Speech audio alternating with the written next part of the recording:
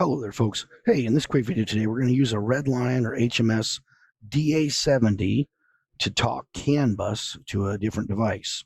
So in this case, I'm going to start out file new, and I'm using the DA70 for this example, and I'm going to pick for my sled a CAN card, not a J93, but we're doing CanOPEN protocol for this. So I choose the CAN card, click OK, and Crimson's built now with it, and that has that unit in the sled location for number one. That's exactly what I do.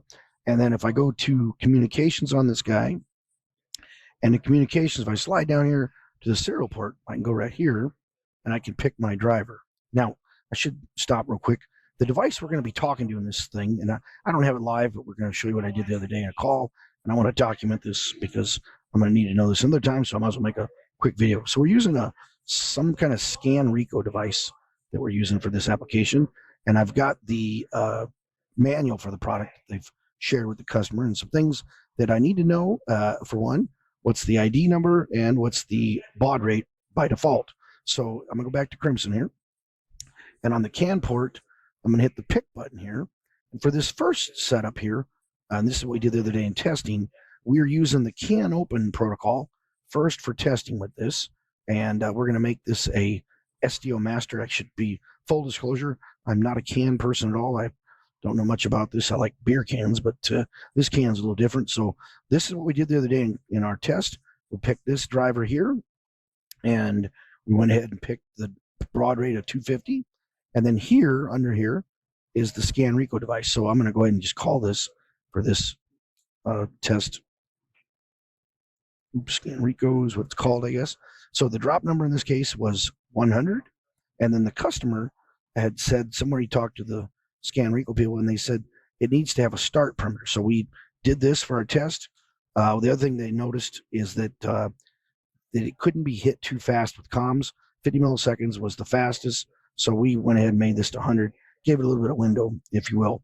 And then down here in the offset increment, we enabled the sub index here. So we're going to go ahead and turn that on. Everything's going to be hexadecimal. And we'll go over here to data tags. And for this case, we did in the meeting, we created a new tag here.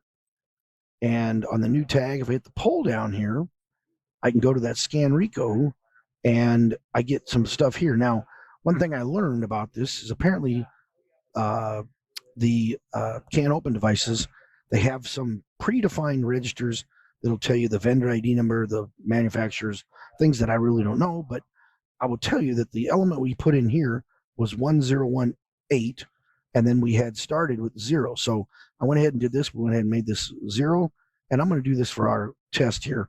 I'm going to call this guy L1018, and then I'll do underscore 0 because that's the first one was mapped to.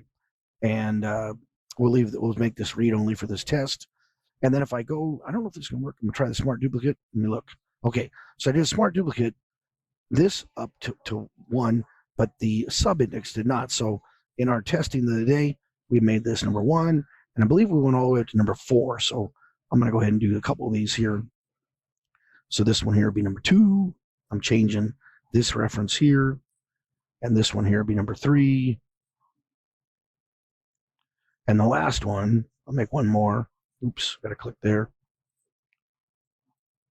Be number 4. And what we did is we went ahead and put these on the display page, by going to right and dragging these out. And once we put them on the page and made them a little bigger, we ended up getting some data from that unit. I should be full disclosure. We did use a little bit of Chat GPT to come up with that number 1018, and it kind of gave us this information here, and that's what we used to get the comms working, and we saw that. But we're going a little step further. If I go back to the manual here, and really what he wanted was he wanted to get into this TPDO 1E4, this guy here, and get some other parameters. So we tried our best to get that to work with the driver as it is, but we never could get anything. Couldn't figure out the right number. It didn't work. So we went a step further in this case, and I'm going to go ahead and delete these guys from the page for this little test. I'll show what we did next is I go back to communications. So instead of using this SDO driver, that we had here. We did a little more research with that particular product. And this time, if I hit the pick button, I'm going to go down and pick this CAN driver here. And we found out that that thing was doing a generic 11-bit identifier. So we picked this method. And yeah, I got some errors. I'm not worried about that. But now if I go to the Scanreco device here, I can do this edit messages. So what we did then is went here and we added the number we saw in that document. So if I look here, that's 1E4. So back here, we put in here 1E hex 4, like that. Hit the tab button. I don't think we did anything with this. I can't remember if we changed this to 11-bit.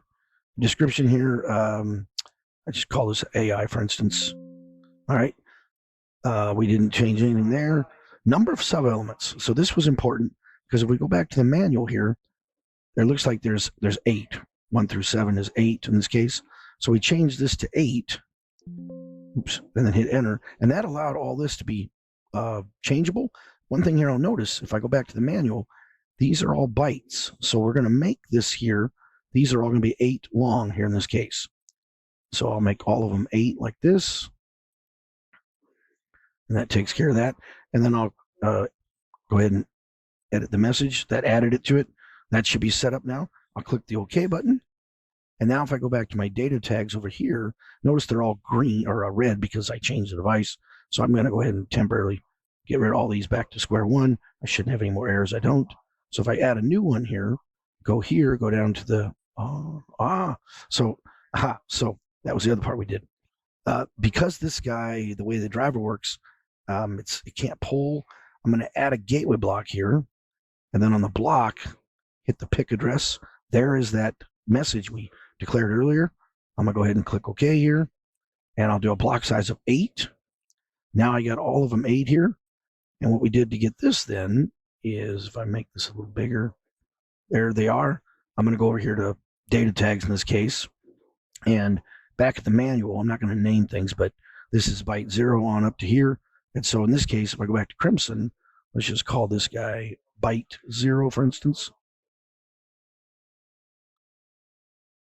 I'll leave it like that. And I'm going to go ahead and hit the smart duplicate. I'm going to go all the way up to number 7, because that's 8 elements. Go back to here on this side, communications. I'll click here. And then if I go to data tags in the middle, I'll double click on each one of these. Now I'm going to fix something, but give me a second here. So remember, when you're doing gateway blocks, if I can zoom in here, you always want to pay attention, team, to the arrows. And if you notice right now, the arrow is going this way, but I really want it to go the other way. I want it to go from the CAN device into these variables. So I'm going to go ahead and click on the block and change the direction to device to Crimson, and then it looks like it's bidirectional. But now, if I go to display pages and put these on the screen, as such, click on the first one, hold down the shift button, click on the last one, drag them all there like this, make it a little bigger. And once we did this, we got the values from that unit in live form. The same thing that he was seeing in the Pecan, some other software. He was using this other Peak software, and so he was seeing the numbers, and we saw the same exact thing for this variable come across correctly once we did that. So just an introductory video with CanOPEN. I'm not an expert at that at all, but I wanted to document this for myself and go to town with that. So the next time I have a better understanding of what we got to do to make the CanOPEN work on this. Anyway, thanks a lot, folks. Have a great day.